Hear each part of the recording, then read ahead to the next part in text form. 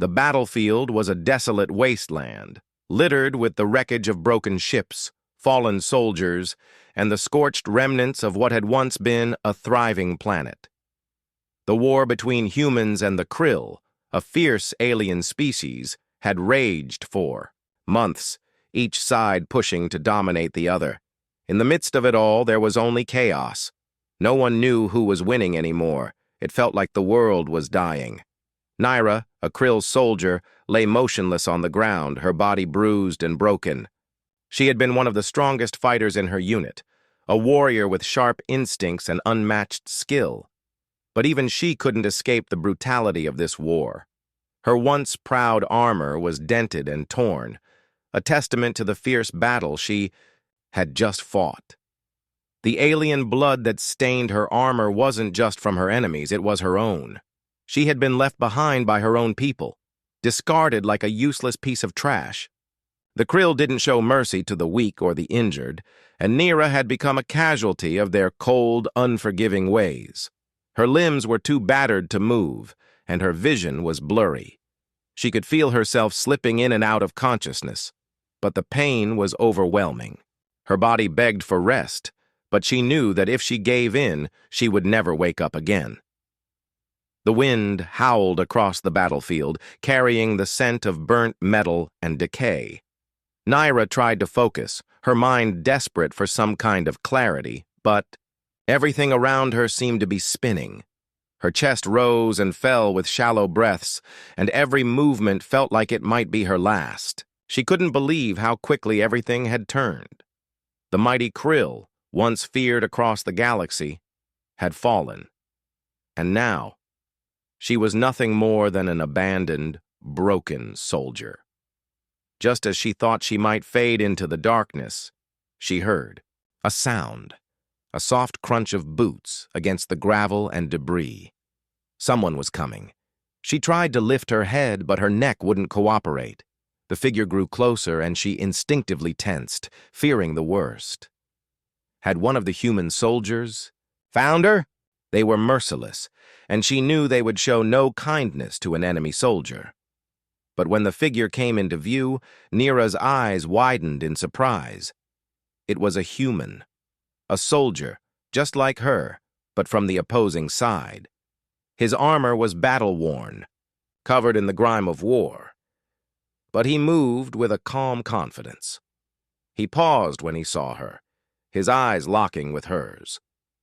Naira felt a strange jolt of fear. She was certain that he would finish her off, just like she had been trained to do with any Krill she encountered. But instead, he crouched down beside her, his face unreadable. Naira tried to speak, to demand that he end her misery, but her throat was dry and no words came out. She could only stare up at him, feeling a strange mix of hatred and disbelief. How could he be standing there, looking at her with such curiosity instead of disgust? The human soldier didn't immediately act. He looked at her for a long moment, almost as if he were considering something. Naira felt weak, her vision fading. In and out, but she still held on to one last shred of hope. Maybe he would leave her to die. She didn't want to suffer the humiliation of being captured. She would rather die on her feet than live as a prisoner.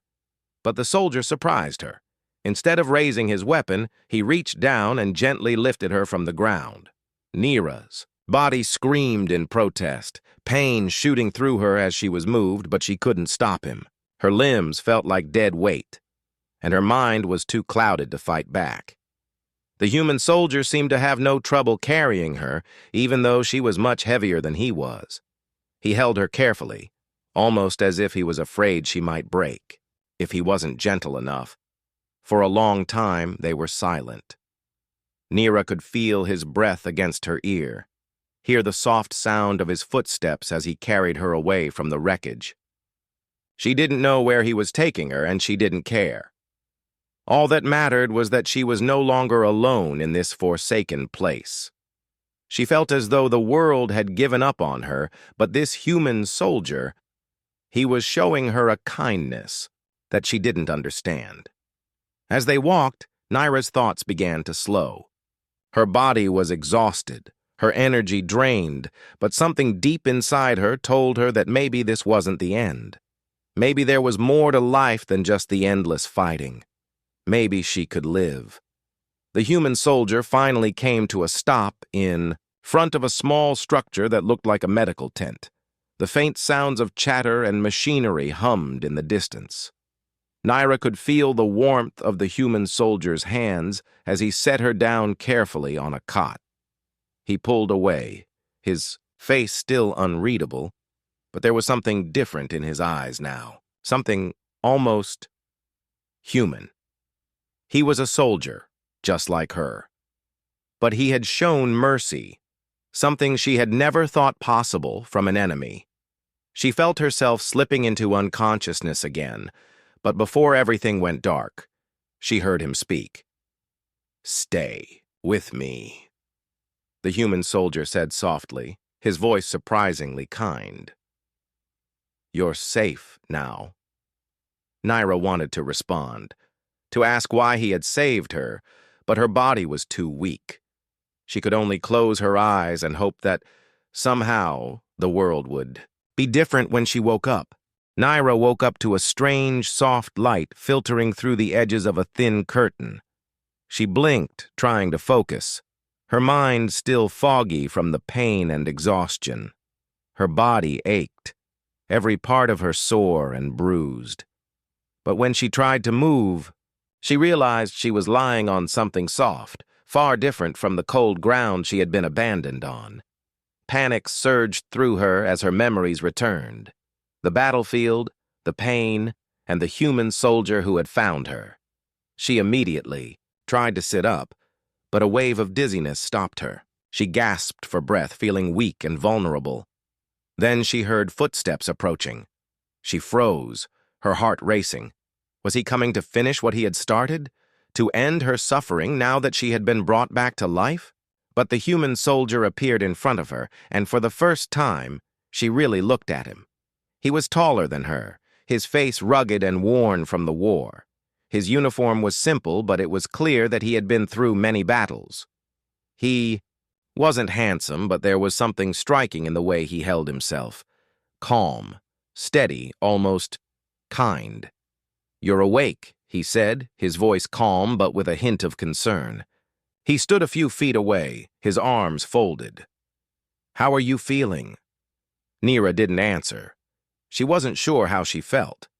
Her emotions were as broken as her body, and she couldn't trust them. The soldier, this human, had saved her, yet part of her still couldn't comprehend why. Was it some sort of trick? A trap? The soldier noticed her hesitation and nodded. "I guess that's a fair question," he muttered to himself. "You don't know me, and you sure as hell don't trust me." He sat on the edge of the cot, not too close, giving her space, but his presence was undeniable. "I'm Jackson," he said simply. "I'm the one who found you, and I'm the one who made sure you got patched up." Naira's mind whirled. Jackson. The name meant little to her, but it sounded so human. It didn't seem like the name of a monster or the name of someone who would betray her, but still she wasn't sure she could trust him. She looked at him warily, and Jackson seemed to sense the tension in the room. "I don't expect you to be grateful," he said with a small shrug. "Hell, I don't even expect you to thank me. But I'm not here to hurt you. I did what any decent person would have done." Naira wasn't sure what he meant by that. Decent? Were humans even capable of being decent? She had only ever heard of them as enemies, weak, pitiful, creatures who cowered before the krill. But this man, Jackson, was different. He wasn't shouting orders or preparing to execute her. He was sitting there, waiting, as though he had no agenda but to keep her alive. "I'm not your enemy," Jackson said, breaking into her thoughts. "You're not my enemy either. At least, not right now." He didn't say it cruelly. He said it almost as a reminder, a truth they both had to accept. There was a war between their people, but that didn't mean they couldn't be something else, maybe something unexpected. Naira swallowed, trying to gather her strength. She couldn't hide the weakness in her voice when she finally spoke. Why? Jackson tilted his head, clearly confused. Why what? Why did you help me? She asked, her voice barely a whisper. She didn't know if she was ready to hear the answer, but it slipped from her lips anyway. He paused, as if thinking it over carefully. I don't know, he said quietly. Maybe I saw a person who needed help. Maybe I didn't want to be the guy who killed someone when they were already down. His words were simple, but they felt heavy to Naira. She was used to being the one who took lives, not the one who was saved. She had been raised to be ruthless, to fight with all her strength, to leave no room for mercy. But now, she was the one, being saved. And something inside her couldn't deny the pull she felt toward Jackson. He wasn't like the others. He was different. Naira turned her head away, unsure of how to process what was happening. The conflict inside her made her feel sick. Part of her wanted to push him away, to reject the kindness he was offering. But another part of her, one she had buried deep inside, wanted to cling to it, to hold on to the fragile hope that maybe there was more than just fighting and dying. She couldn't say anything for a long moment. Her thoughts were a jumbled mess, but then Jackson stood and turned to leave. I'm going to grab some food for you. You need to eat if you're going, to get stronger. Naira barely acknowledged his words. As he left, she stared at the cot, feeling the weight of her thoughts pressing on her chest. But as the door to the tent closed behind him, Naira was left alone with her confusion. She wasn't sure what to do with the emotions swirling inside. Her. She had spent so long hating humans, seeing them as weak, inferior. But Jackson had shattered that belief. He had shown her something she hadn't known was possible. Compassion from someone she had been trained to see as the enemy. This question now was, what would she do with it? Naira's days in the small human base passed slowly. Her wounds were healing, thanks to the attention of the human medics. But the scars of the war, both physical and emotional, remained. Jackson, who had saved her life, came by every day. He wasn't overly friendly, but he made sure she had what she needed: food, water, and most importantly, time to recover. It was hard for her to accept. She had been raised in a world where the strong thrived and the weak were left to die. Yet here she was, alive, being cared for by a human. As the days stretched on, the tension between them began to loosen, but Naira couldn't stop asking herself why he was doing this. Why had he chosen to save her, of all people? She had been a soldier, fighting against him, against his kind. To him, she should have been nothing but an enemy. And yet, he had treated her with more kindness than anyone from her own species had ever shown her. One afternoon, as the sun dipped low in the sky, casting an orange glow across the barren land outside, Jackson sat beside her cot, a rare moment of quiet between the two of them. He wasn't looking at her, but she could feel his presence. There was something about him that made her feel uneasy, but not in the way she had expected. There was no hatred, no anger, just curiosity. Why did you save me? Naira asked, the question slipping from her lips before she could think. Her voice was steady, but her mind raced. Jackson paused, glancing at her for a moment before looking back out the small window. The wind outside had picked up and the faint sounds of distant explosions from the ongoing war could be heard in the background. Because I could, he said simply, his voice calm. You were dying out there, and I don't know, it just didn't feel right to leave you behind. Maybe I'm not like the others. Naira stared at him, trying to understand. Not like the others? What did that mean? Humans were supposed to be weak, selfish, always fighting for their own survival. But Jackson had done the opposite. He had saved her, an enemy soldier, without a second thought. It didn't make sense. So, you risked your life to save mine. Just because you could? She asked, her voice filled with disbelief. She couldn't understand the logic behind it. Jackson sighed, rubbing his face with his hand. I'm not sure what to call it. I just did what felt right. I wasn't raised to kill for the sake of it. And when I saw you lying there, helpless, I couldn't just walk away. I had to do something. There was a moment of silence. Naira could feel the weight of his words, but still, she didn't know what to make of them. She had never met anyone like Jackson. He was nothing like the humans she had fought against in battle. He didn't seem driven by anger or hate, and that confused her more than anything. You don't understand, Naira said softly, looking down at her hands. The Krill, we're not like you. We fight to survive, to conquer. We are taught from birth to be strong, to destroy anything in our path. Jackson listened, but he didn't speak. His silence gave her the space she needed to continue.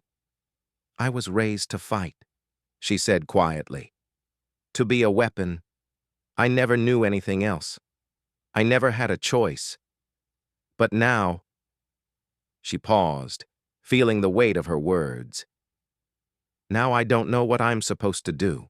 Jackson turned to her then, his eyes softening. You have a choice now, he said gently. You're not just a weapon. You're a person. You don't have to keep fighting if you don't want to. Naira's heart raced as she looked at him. She had never considered that. For so long she had been taught to obey, to follow the orders of her superiors without question.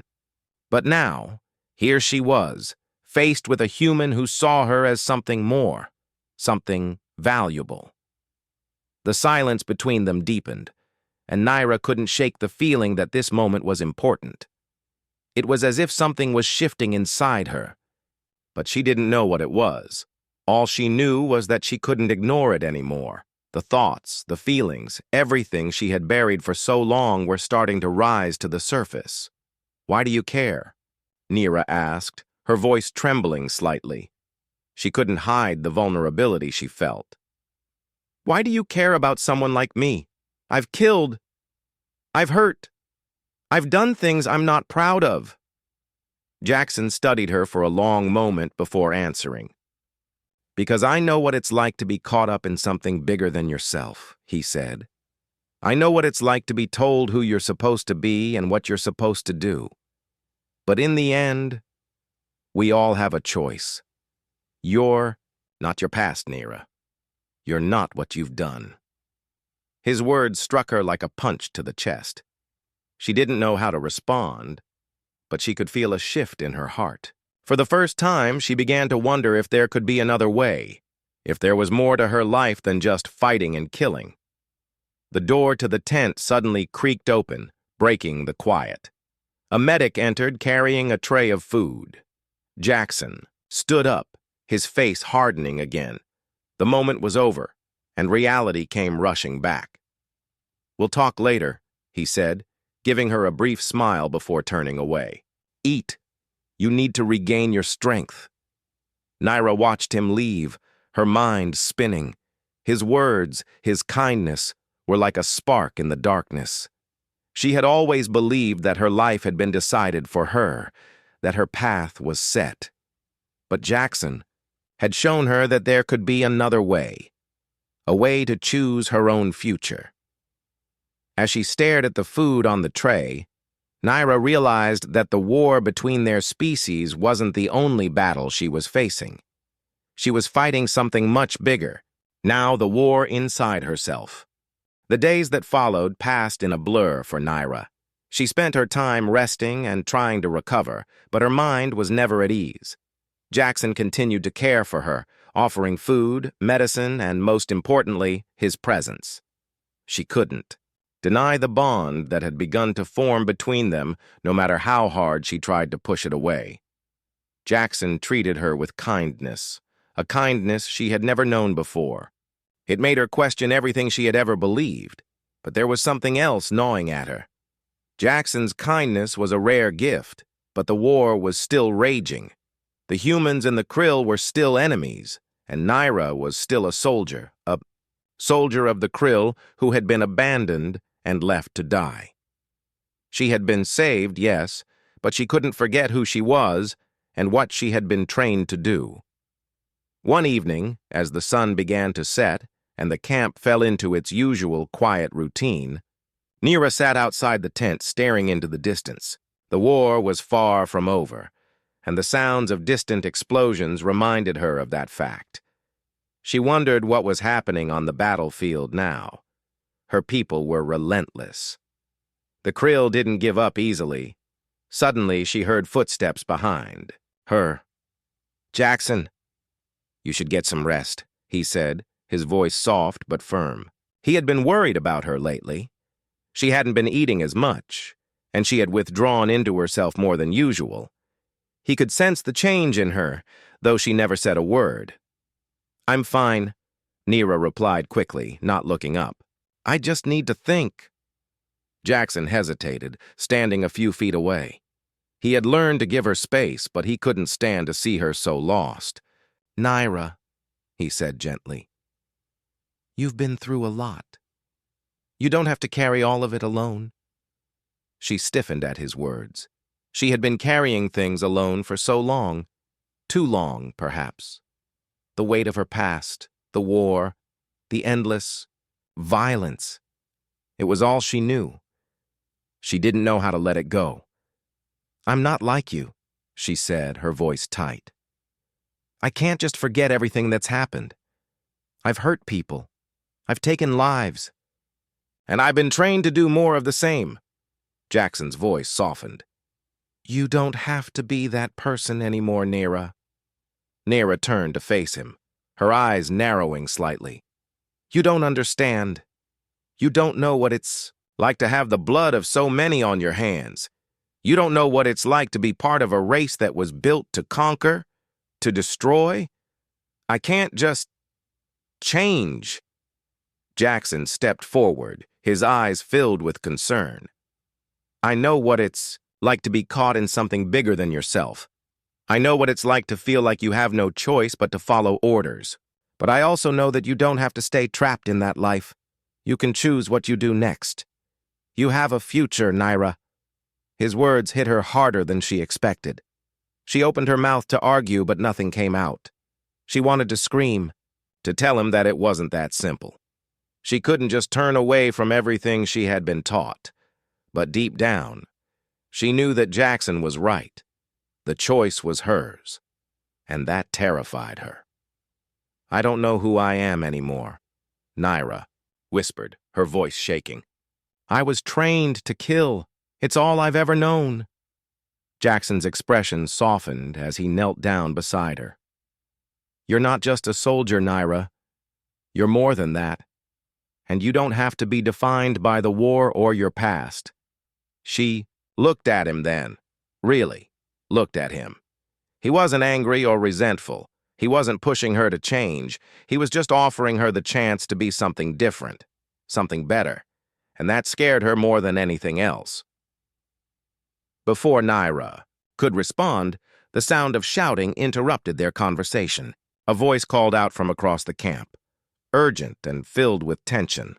Jackson immediately stood up, his instincts kicking in. "What is it?" Nira asked, standing up as well. Jackson's eyes darkened. "Trouble. I need to check it out." Nira's heart skipped a beat. She didn't want to be left alone with her thoughts again, but she knew better than to argue. The war was never far away, and it had a way of creeping up on them when they least expected it.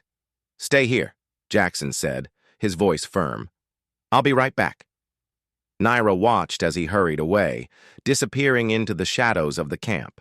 She hesitated for a moment, but then something inside her urged her to follow. She couldn't sit by and do nothing. Not anymore. She quietly slipped into the darkness behind him, moving as silently as she could.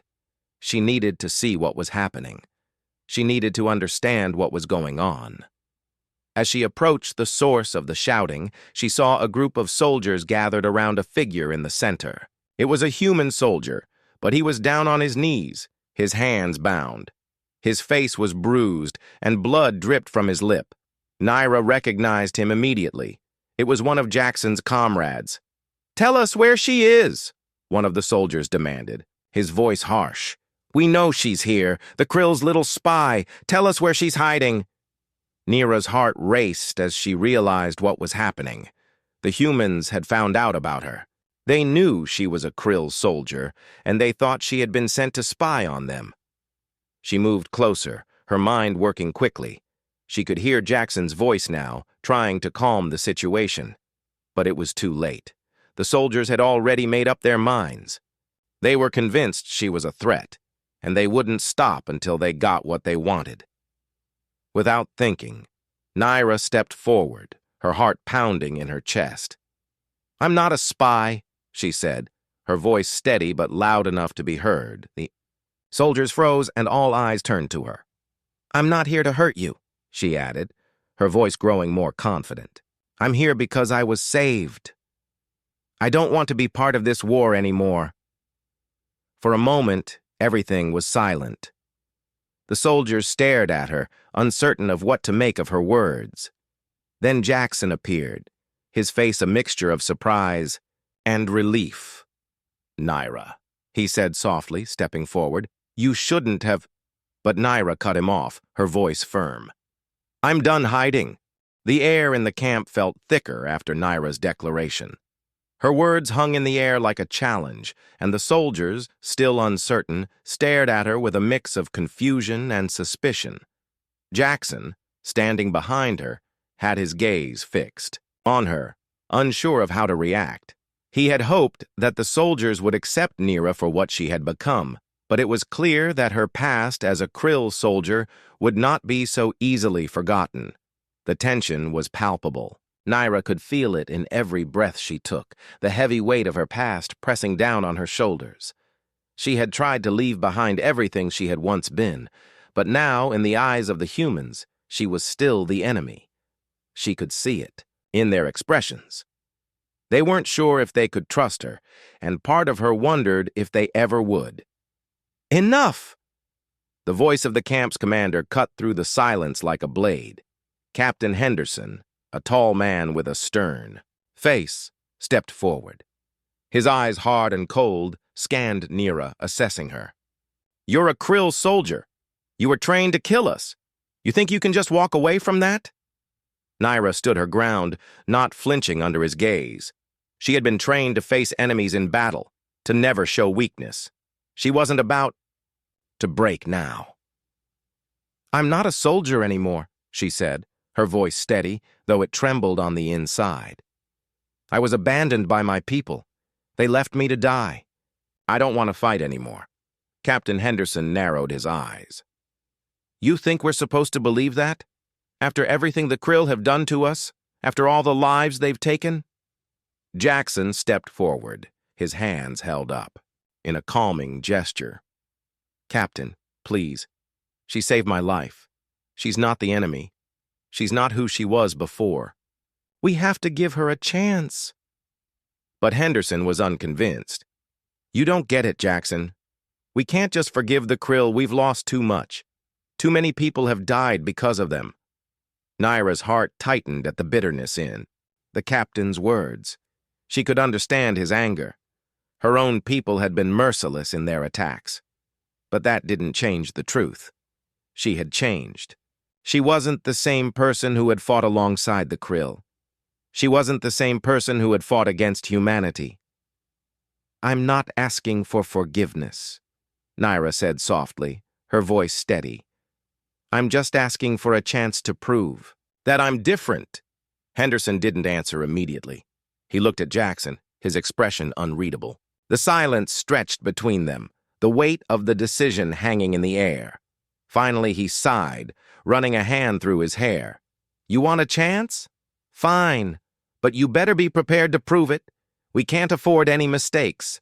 Naira nodded, relief flooding through her. She knew the road ahead wouldn't be easy, but it was a start, a small one. But it was enough. "Thank you," she whispered. As Jackson watched the exchange, he couldn't help but feel a sense of pride in Naira. He knew it wasn't easy for her to stand up like that, to declare that she wasn't the enemy. He had seen her struggle with her past, with her identity. But now, he could see a spark of something else in her, something he hadn't seen before. Hope. Later that night, as the camp settled into a restless sleep, Jackson found himself unable to sleep. He walked out into the cold, the moonlight casting long shadows across the camp. His thoughts were a tangled mess. He had made a choice. He had saved Nira. He had brought her here, believing that there was more to her than the bloodshed she had known. But now, that decision was being tested. He didn't regret saving her. He couldn't. But he knew that her presence here would change everything. There were still many who would never trust her. There were still those who saw her as a symbol of the war, someone to be feared, someone to be destroyed. Jackson couldn't ignore the gnawing feeling inside him. He had chosen to protect Nira, to believe in her. But the more he thought about it, the more he realized that it wasn't just her past he was fighting against. It was his own fears, his own doubts. Could he truly trust her? Could he truly protect her from everything that was coming? He heard footsteps behind him and turned to see Nira standing there, her figure outlined against the dark sky. She looked different now, stronger somehow, despite the pain in her eyes. "I thought you might be out here," she said quietly, her voice a little uncertain. "I didn't mean to cause trouble." Jackson shook his head, smiling softly. "It's not your fault. You're doing what you think is right. I admire that." Nira stepped closer, her gaze fixed on him. "Do you really think I can change? That I'm not the enemy anymore?" Jackson turned to face her, his eyes softening. "I don't know what the future holds, but I believe you're trying. And that's all I can ask for." Nira looked down, her shoulders slumping slightly. "I don't know if I can do this. I don't know if I can leave everything behind. All the violence, all the fighting." "You don't have to leave it behind alone," Jackson said gently. "I'll be here. You don't have to face this alone." The words hung in the air between them. A promise, a lifeline. Nira met his gaze, her eyes filled with a mixture of gratitude and something deeper. Something she hadn't allowed herself to feel before. "Hope. I'm scared," she whispered, her voice barely audible. "I know," Jackson replied, "but you don't have to be afraid anymore. You're not the person you were, and I'm here to help you every step of the way." For the first time, Nira allowed herself to believe that maybe, just maybe, she could start over. That the war didn't have to define her. That she could choose a different path. And in that quiet moment, with the stars overhead and the camp silent around them, Nira made a choice. She would fight for a future where she wasn't a soldier. She would fight for a future where she could choose peace. And with Jackson by her side, she might just have the strength to make it happen. The days that followed were difficult, but Nira began to feel a sense of purpose that she hadn't known in years. She worked alongside Jackson and the other soldiers, helping with small tasks around the camp. At first, she had been hesitant, unsure of her place. But with each passing day, she found that she was learning to live without the constant pressure of being a soldier. She had been trained to fight, to kill, but now she was learning how to survive in a world that didn't demand violence at every turn. Jackson was patient with her. He didn't rush her, didn't push her to forget her past. He just gave her the space she needed to figure things out, to heal. And in return, Nira found herself drawn closer to him, not just because he had saved her, but because he was someone who believed in her when no one else did. He saw her as more than just a Krill soldier. He saw her as a person. One evening, as the sun began to set, casting a warm golden light over the camp, Nira sat outside the small shelter she shared with Jackson. The wind had died down, and the sounds of the war seemed far away for the first time in weeks.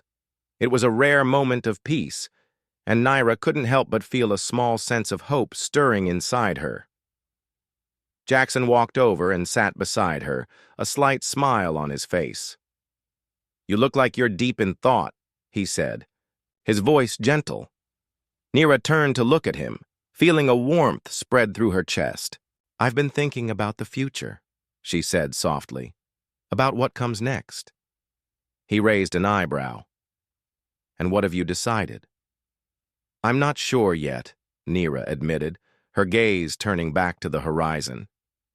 "But I know that I don't want to keep living in the past.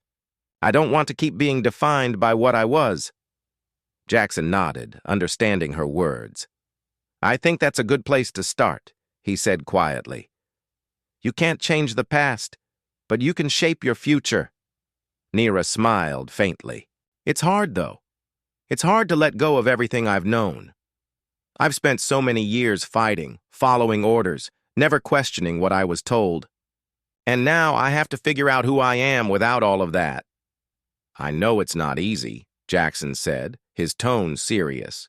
"But you don't have to do it alone. I'm here. I'll help you." Nira looked at him, her heart swelling with gratitude. She had never imagined she would find someone like Jackson, someone who cared about her despite everything she had done, despite everything she had been. In her world, that kind of kindness was rare. But Jackson had shown her that it was possible. It was possible to change. And maybe, just maybe, it was possible for her to be something more than the soldier she had once been. The sound of footsteps interrupted her thoughts, and Nira turned to see Captain Henderson walking toward them. The stern expression on his face made her stomach tighten, but she stood up, ready for whatever he had to say. "Nira," he said, nodding in acknowledgement. "Jackson." "What's going on, Captain?" Jackson asked, his voice cautious. Henderson looked at Nira for a moment before speaking.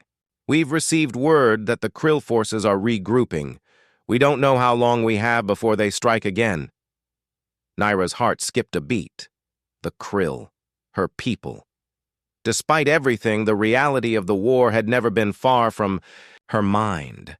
She had been hoping for peace, but she knew it wasn't that simple. The Krill would never stop fighting. They never did. "What's the plan?" Jackson asked, his voice steady. "We need to prepare for an attack," Henderson replied. "We can't let them overrun us. We'll need everyone who's able to fight." Nira's pulse quickened. She had been trying to distance herself from the war, from her past. But this was reality. The war wasn't over, and it wouldn't end until one side was left standing. Jackson looked at Nira, his gaze questioning. "What do you want to do?" Nira stood still for a moment, her mind racing. She could feel the old instincts stirring inside her, the warrior within, the soldier who had been trained to fight. It was hard to ignore that part of her. It was who she was, who she had been. But then she remembered the conversation she had with Jackson. She remembered the promise she had made to herself, to stop living in the past, to stop being defined by violence. She had seen what that life had done to her. She had seen the pain, the destruction. She didn't want to be part of that anymore. "I won't fight for them," Nira said firmly, her voice stronger than she had expected. "I won't fight for the Krill, but I'll help you in any other way I can. I'll help protect the people who need it." Jackson's eyes softened as he stepped closer to her. "Are you sure?" he asked, his voice low. "I'm sure," Nira replied, her voice steady. "I can't go back to that life. But I can fight for something else. I can fight for the future." Henderson was silent for a moment, clearly weighing her words. Finally, he nodded. "We can use all the help we can get," he said, "but you'll have to prove yourself. There's no room for weakness, not when lives are on the line." Nira nodded, understanding the weight of his words. She wasn't asking for forgiveness. She wasn't asking for an easy way out. She knew that her decision would not erase her past, but it was the first step towards something better. A future, where she wasn't just a soldier, but a person with choices. As the days passed, Naira found herself working alongside Jackson and the others, preparing for the possible attack. She didn't fight, not in the way she had once been trained to. Instead, she worked with the medics, offering her knowledge of tactics and helping to organize defenses. It was a different kind of battle, a battle of preparation, a battle of survival. But it was a battle she was ready to face. When the attack finally came, it was swift and brutal. But Naira held her ground. She didn't fight with weapons. She didn't need to. Her role was to protect, to ensure that the camp remained safe, that no one was left behind.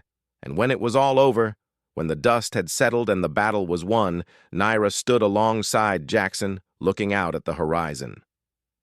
The war wasn't over, but in that moment, she felt something she hadn't felt in a long time: peace.